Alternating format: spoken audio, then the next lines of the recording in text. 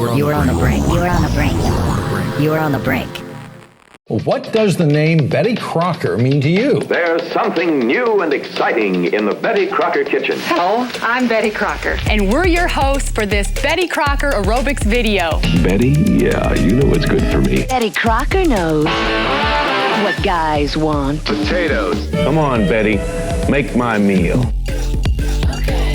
This is propaganda.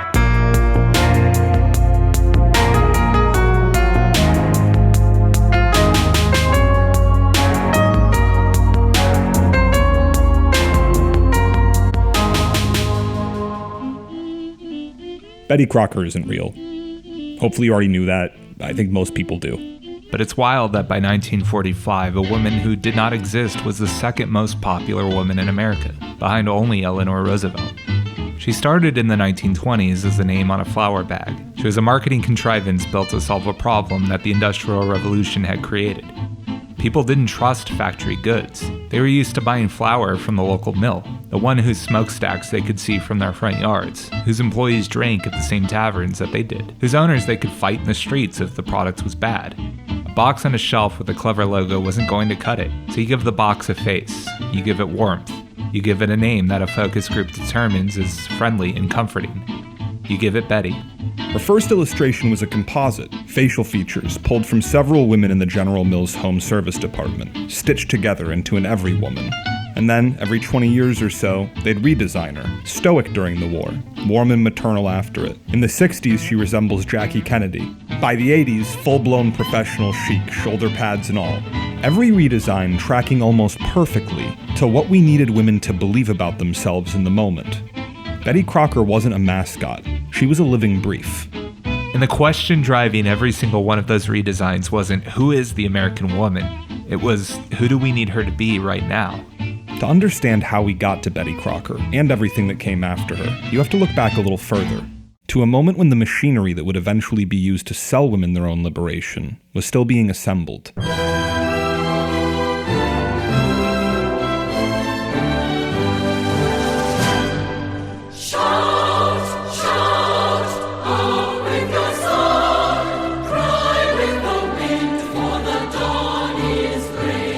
Today we remember the suffragettes as the political movement that gained women the right to vote. But in the early 1910s in England, they were engaging in extreme acts of terror.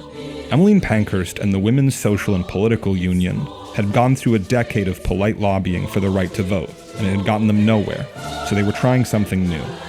Letter bombings, hunger strikes, splinter cells of women trained in jiu-jitsu. In their own words, their reign of terror was designed to make England and every department of English life insecure and unsafe. This was a genuine militant feminist insurgency, locked in a bitter stalemate with the British government.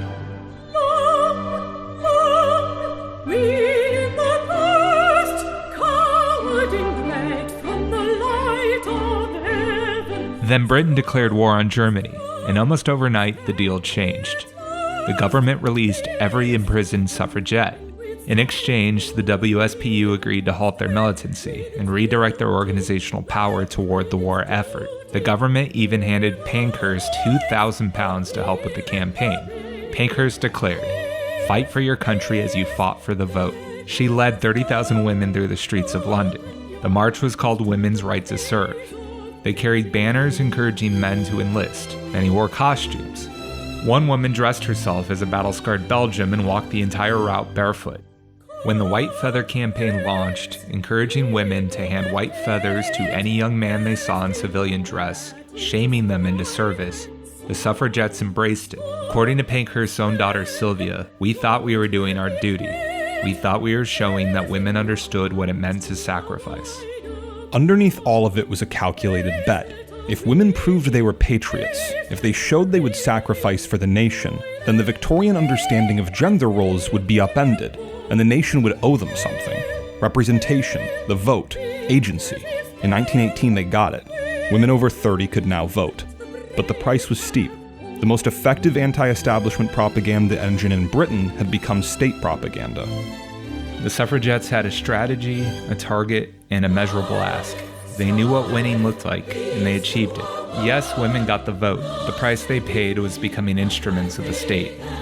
One of the founders of the white feather movement later disavowed it entirely, calling it mob rule dressed up as patriotism. And the feminist movement would spend a generation culturally tainted by its role in recruiting men into a war that much of the public came to view as pointless and brutal.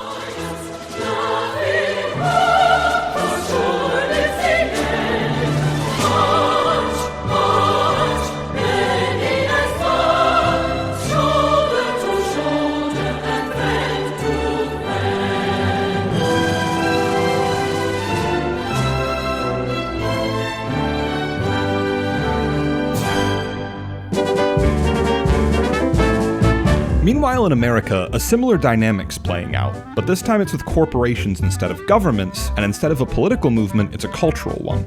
The 1920s are remembered as a time of liberation, especially for women. They'd just won the right to vote, they were entering the workforce, they were cutting their hair short and wearing short skirts, they were smoking with cigarettes, going to jazz clubs, dating multiple men, sometimes black ones. We called them flappers.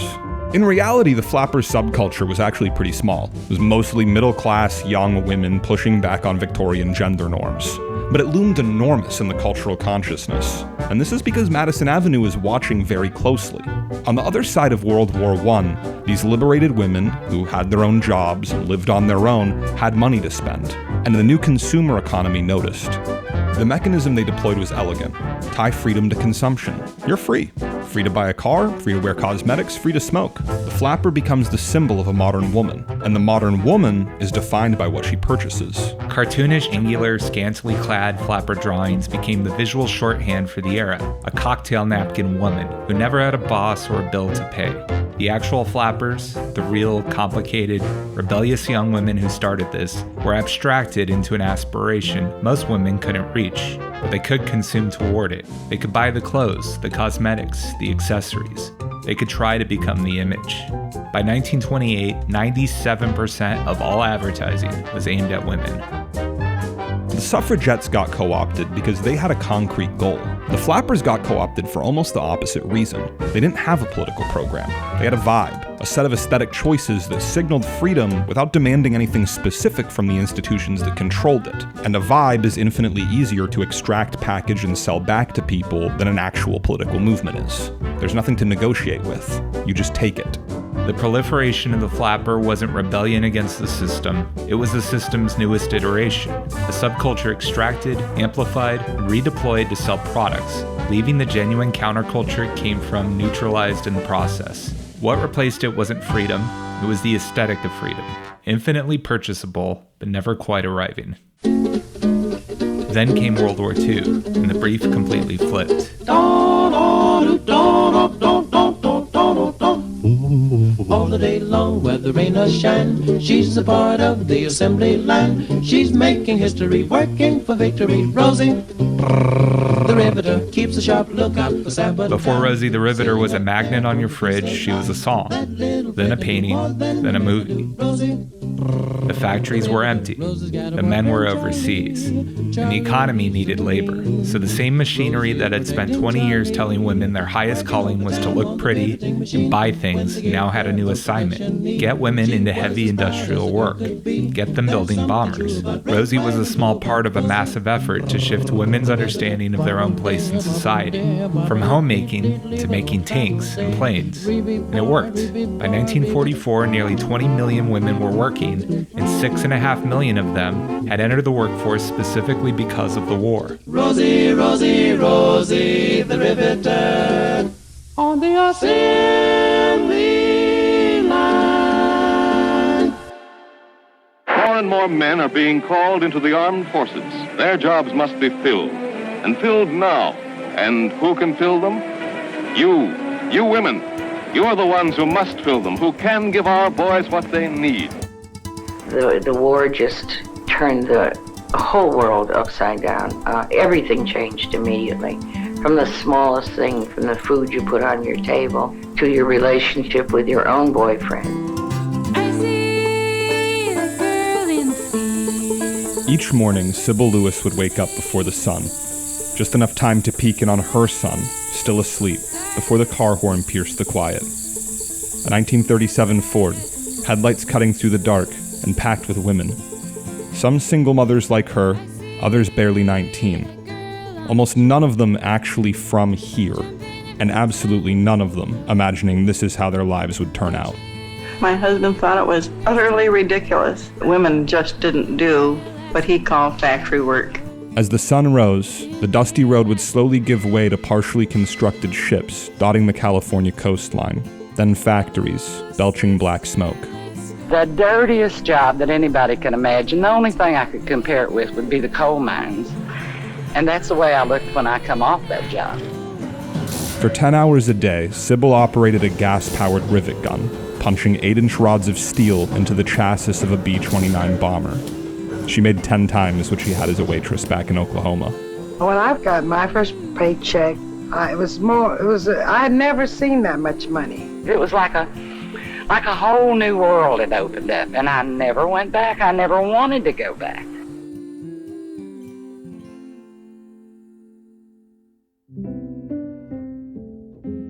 Deep down in my heart, I didn't have this loyalty, this patriotism, because let's face it, I had never really experienced some of the things in life that I would have loved to experience and that maybe was worth fighting for.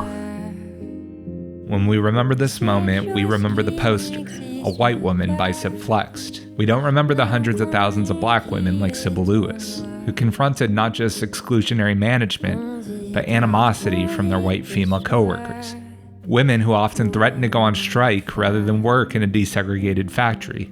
I was fearful. I had never been in close association with a white girl in this respect, working together.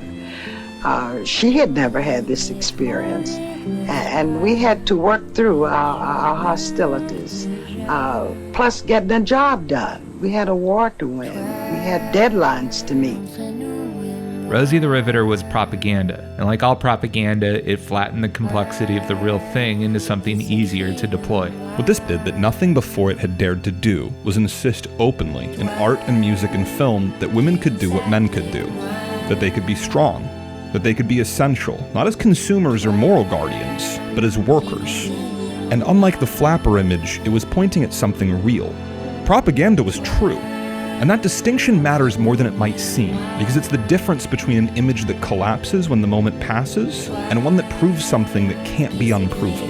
As black people began to experience some of the niceties of life, you could see that the natives were going to get restless. They would never be satisfied with the way they had lived before, and the expectations began to change. They began to expect more.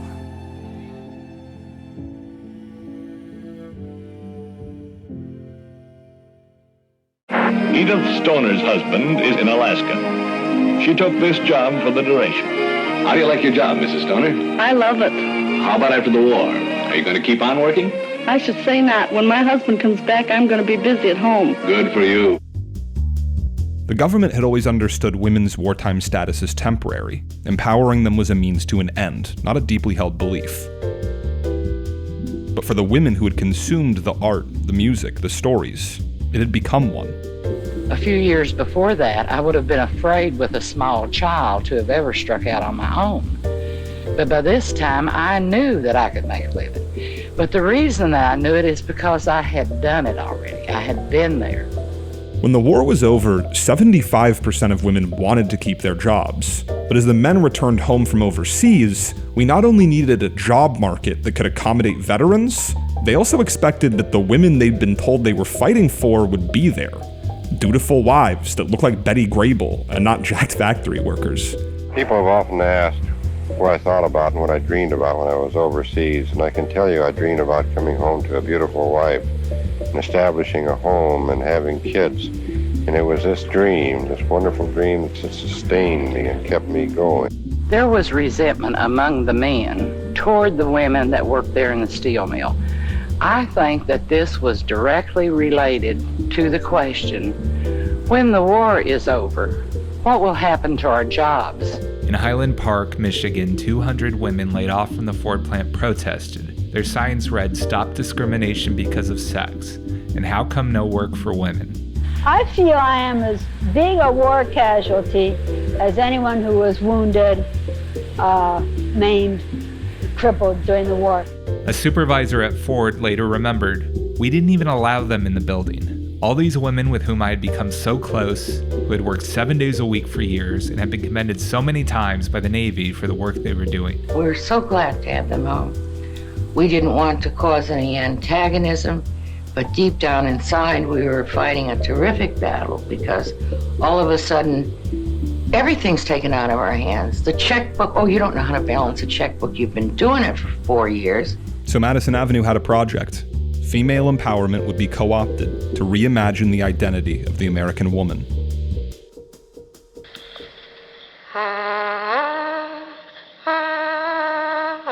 I thought after the war, it'll be like paradise.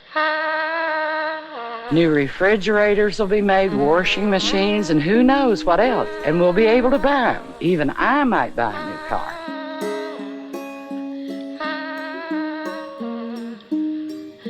There are 3 types of women in this world, at least according to a Madison Avenue dossier on the woman consumer, produced soon after the war. One is the traditional housewife. She sees appliances and packaged conveniences as a threat. They're turning her work obsolete and undermining her purpose. The second is the career woman. She views housework as a waste of time. She's too busy doing stuff outside the home. If you're selling home goods, neither of these women are the consumers you want.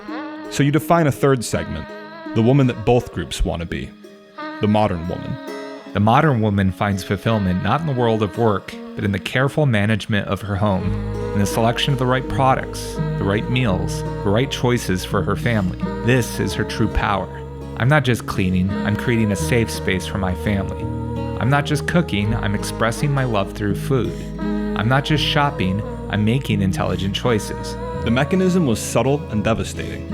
It took the language of capability and skill and professionalism that the war had handed women and redirected it inward, not toward the world, but toward the home, not toward building, but toward maintaining. A woman's education, her capability, her independence, all applied to making the American family the cornerstone of a capitalist democracy. And crucially, this wasn't just an advertising strategy. The professional housewife was a collaboration between Madison Avenue and the state. It met a consumer need, but it also served a government function. Birth rates needed to climb, the post-war economy needed a new engine, and America needed to show the world what the free market was capable of. And the GI Bill's low-interest home loans ensured the suburban dream could be bought, so long as you were white. The ideal woman was a statement about who counted.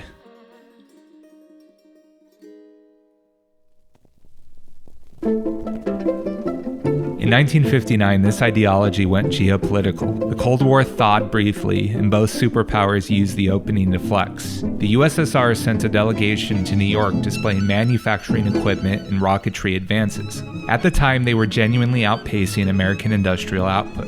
The United States responded by sending a delegation to Moscow, a massive dome housing the latest and greatest of free market capitalism. IBM computers, giant screens playing 24-hour films of typical American life. And at the center of it all, a prefabricated American home split down the middle so visitors could see inside, with paid actors and every gadget and appliance the professional housewife could want. Then Vice President Nixon and Khrushchev toured the space together and had the following exchange. This is our newest model. This is the kind which is built in thousands of units for direct installation in houses. In America, we like to make life easier for women. Your capitalistic attitude toward women does not occur under communism. I think that this attitude toward women is universal. What we want to do is make life easier for our housewives. You are lawyer for capitalism, I am lawyer for communism. Let's kiss. Sadly, the two world leaders did not kiss. But the kitchen debate did become a flashbulb moment in the Cold War. The CIA would later describe the entire American National Exhibition as probably the most productive single psychological warfare effort ever launched by the US in any communist country.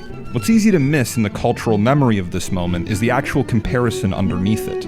Nixon was framing consumer appliances as female liberation, labor-saving devices that freed women from the drudgery of housework. Khrushchev was arguing that under communism, women were liberated through full participation in the workforce, not appliances in the home. At the time, 35% of American women were employed, mostly in secretarial or service roles. In the USSR, 30% of engineers were women. two competing definitions of liberation, both deployed as propaganda for a state ideology, neither of them actually asking women what they wanted, and both, in their own way, descending from the same 50-year pattern. Take the energy of female empowerment, point it somewhere useful, and call it freedom. According to Madison Avenue, there's 3 types of women, and in our story, there's 3 Bettys. First there's Betty Grable, then there's Betty Crocker, and last, there's Betty Friedman, who finally put language to what all of this had done to the female psyche. She called it the problem with no name, a widespread despair among educated, middle-class American women who had everything they were supposed to want: the husband, the children, the house, the appliances, but felt profoundly, inexplicably empty. At that time, the focus had to be on breaking through the feminine mystique that defined us solely in terms of family, so that we could assert our own personhood in this society and that we could break through the barriers of sex discrimination. When The Feminine Mystique was published in 1963, it gave women a history.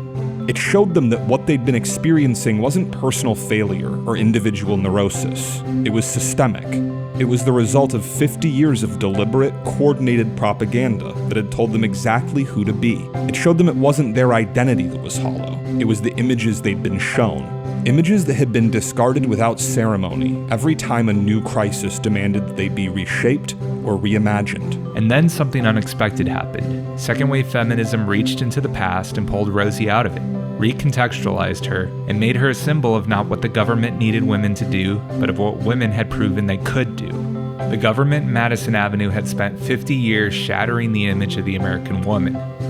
Flapper, factory worker, housewife, pinup, expecting those shapes to hold, but they didn't. That's the thing about releasing something into culture.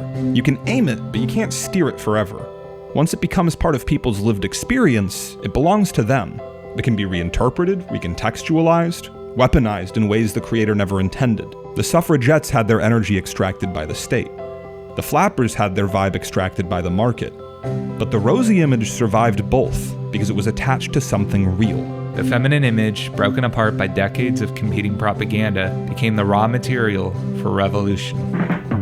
50 years ago last year, women got to vote, I hear, but we just sat on dusty shelves because we never helped ourselves.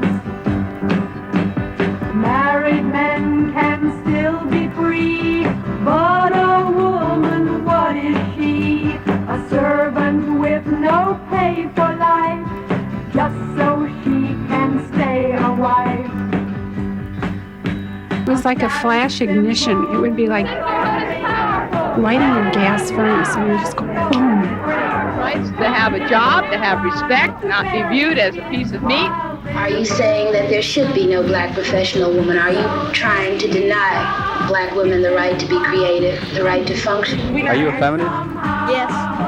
Right on. Men have made a mess of things. They should be stopped by now. The military, as it always does, eventually had to get with the times. When the Vietnam War ended in 1973, so did the draft. The armed forces shifted to an all-volunteer model, and they needed bodies. I want you to want me forever and always. The institution that had spent the entire 20th century learning how to weaponize femininity now faced its sharpest contradiction yet. The women used to sell war would now also become the soldiers fighting it. That's how it goes. The brief changes, the image gets redesigned, Betty Crocker gets a new face, and this is propaganda. I want you to want me forever and always. This is Propaganda is written and produced by Malcolm Critcher and Joshua Belhumeur, and our associate producer is Reed Chandler. Principals at Brink, a creative studio that makes media for people, not algorithms. You can check out our work at brink.com. This show is independently produced. The bigger our audience gets, the more time we can dedicate to making thoughtful, well-crafted stuff that you actually like. So if you want more episodes to come out more quickly, please take a few seconds to rate this podcast, share it with your friends, subscribe to our channels, all that good stuff. We also have merch available at thisispropaganda.show. You can also head there to check out the episode show notes, attributions, footnotes, all the research that went into everything. Thanks, everyone.